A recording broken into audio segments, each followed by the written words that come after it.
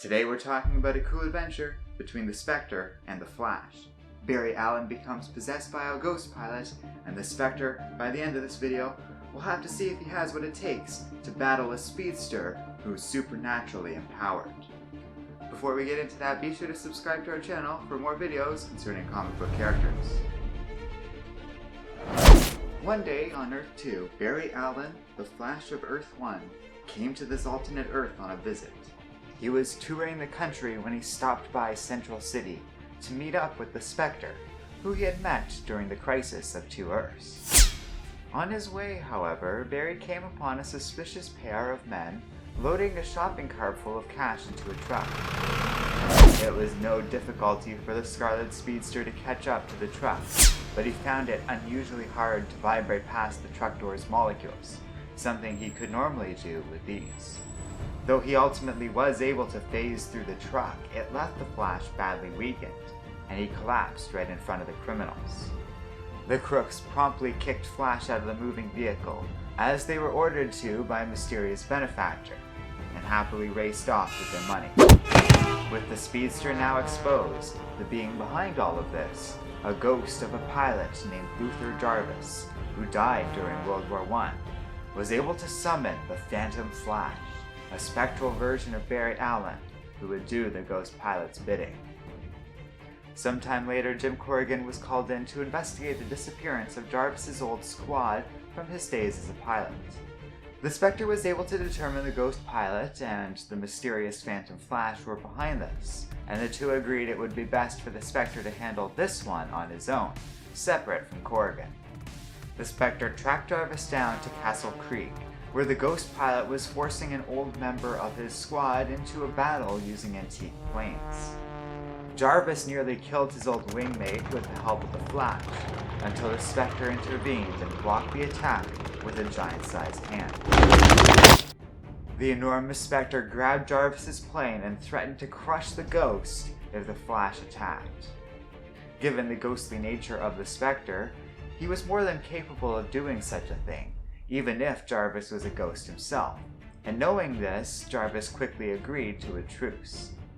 The two sat down with Jarvis's old squad inside the castle, and the dead pilot explained how he was challenged to a battle here at the end of World War I, but he was the only one of his squad who answered a Baron's call for a duel, and the others didn't show up.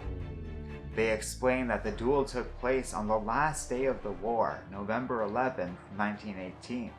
And the squad didn't want to risk death knowing an armistice was moments from being declared, truly believing Jarvis wouldn't have gone either.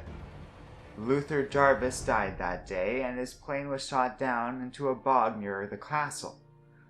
But the fog of the bog turned him into a ghost pilot.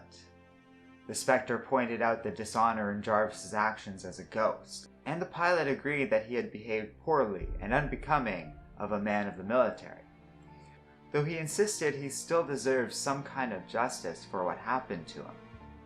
So the Spectre agreed to another duel in the sky, but this time with the Spectre and the Flash acting as champions for both parties.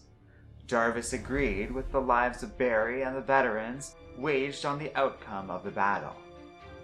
In no time at all, the two antique planes once again took to the sky, now both supernaturally empowered. While the ghost pilot was able to telepathically offer the speedster his expertise in using the plane. Since neither pilot was confined by the laws of human nature, the battle got pushed out into space, and the Spectre was shot down onto the surface of Mars, where Barry Allen attacked on foot.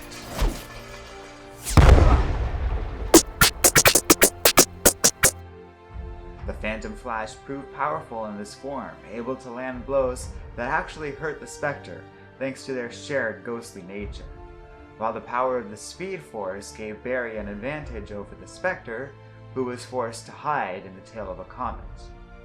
Luckily, when the Flash discovered him, the molecules in the tail of this comet had unique properties that turned Barry back to normal.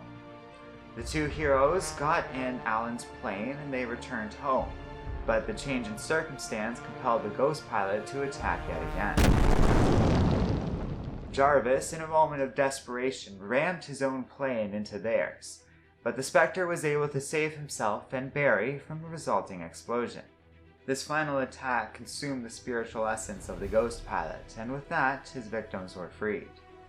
The Spectre and Barry returned home, hoping that Luther's spirit had found peace. This was the Spectre's first real time working one-on-one with a superhero from Earth-1, but it would hardly be the last.